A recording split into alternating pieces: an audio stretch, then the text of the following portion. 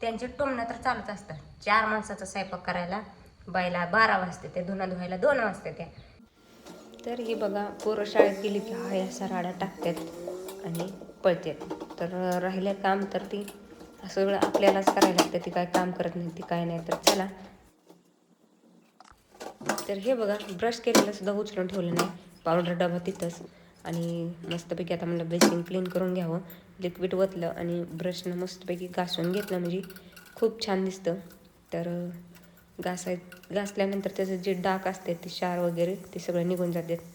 आणि पाण्यानं स्वच्छ असं धुवून घेतलं म्हणजे एकदम क्लीन वाटतं. आणि आत्ता मस्तपैकी पुसून घेऊया. आरशावर जर डाग पडलं ना, तर इतकं जर कालवा करते ती की बस, तर आपलं क्लीन करून झालं. हे बघा, आमच्या युवराजला इस्त्री करायला लागते शर्टला, आणि तसं ठेवलं की शाळेत पळाले. आणि हे बघा, इकडं बघा, हे स्वेटर वगैरे सगळं काढलेली कपडे वगैरे तिथं ठेवली. तर हे सगळं साफ करून घेऊया. तर चला आता किचनमध्ये लय राडा नाही, ते दिव्यानं थोडंफार ठेवलेलं आहे, ती शाळेतून आणलं होतं. तर किचन सगळं साफ करून घेतलं होतं. एवढंच की थोडं पांढरं पीठ वगैरे पडलं होतं, ते तेवढं स्वच्छ करायचं राहिलं होतं. तर फायनली आपलं मस्तपैकी असं स्वच्छ करून घेतलं आणि नॅपकिननं पुसून घेतलं. एकदम फ्रेश वाटायला लागलं. तर आता एक काम राहिलं आपलं. चला घ्या पोछा, वाता लिक्विड आणि पुसा फरशी.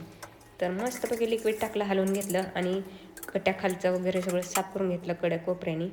तर मस्तपैकी अशी पुसून घेतलं छान. आणि त्या लिक्विडचा इतका मस्त वास येते.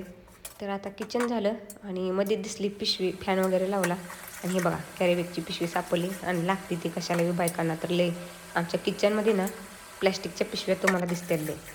तर आलो बेडरूममधला फॅन लावला, मस्तपैकी तिथलं पुसून घेतलं छानपैकी. तर चला आता आपलं एवढी सगळी फरशी वगैरे पुसून घेऊया. आणि पुसून झाल्यानंतर मग तुम्हाला एकदा दावते की अशी आमचं घर कसं दिसते पुसल्यानंतर एकदम चकाट. तर इतकं काम करायला लागतं बायकांना, आणि वरनं अजून म्हणत नाही की किती काम करतील. त्यांच्यात तोंडात फक्त एकच येणार, तुला काय घरी काम आहे, घरी बसून नुसतं 2 माणसात 4 माणसात स्वयंपाक करायचा आणि झालं, धुणं भांडी करायचं. तर ही बाकीचं किती काम करायला लागते ते आम्हा बायकांनाच माहीत. तर अशी मस्तपैकी घासून पुसून घेतली. तर फायनली आपलं झाले. ही बघा, आपली फरशी एकदम चकाट झाली आणि खूप छान त्यानं निघतंय. तर हे सगळं आपलं क्लीन झालं, सगळं ठेवून पुसून वगैरे. नंतर हे सगळं असं चिसकट होतं. तर आपला हॉल एकदम क्लीन झाला. आणि इकडलं बेसिन वगैरे, आरसा. तर आमच्यात आरसा क्लीनच असायला लागतोय. तर बघा, इथं थोडंसं कुठं दिसतंय. तर असं जर राहिलं ना, तर तुझ्या थोबाडाला 4 वेळा पावडर फासते, पण आरसा पुसायचा कळत नाही का, असे म्हणते. तर सगळं झालं आपलं बेसिन वगैरे क्लीन. आणि हे खिडकी जी ठेवलं होतं पोरांनी सगळं, कुठे चिंचा वगैरे ते सगळं उचलून क्लीन करून टाकलं. तर इकडे आपली खोली झाली क्लीन. तर हे बघा, कोणताच आरसा असा नाही की त्याच्यात दिसत नाही असं. नाहीतर एवढं जर कालवा करते ती ना, तुझ्या तोंडाला पावडर फसायला लागते, मग ते आरसा स्वच्छ करायला लागत नाही का. तर इकडला पण आहे स्वच्छ, तिकडला पण आहे. आणि आपलं हे कळलं आधी बघा, देव वगैरे सगळं पुजलेले, श्री स्वामी समर्थ. आणि हे इकडं आपलं किचन सगळं क्लीन झालं. आपले भांडी वगैरे, आणि ह्याच्यावरती ठेवला आता पोरांनी राडा, ती पण सगळं क्लीन झाला. हे तर ठेवलेलं बी उचललं सगळं.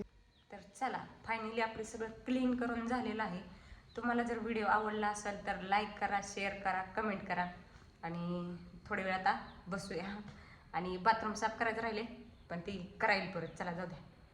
तर बाय बाय.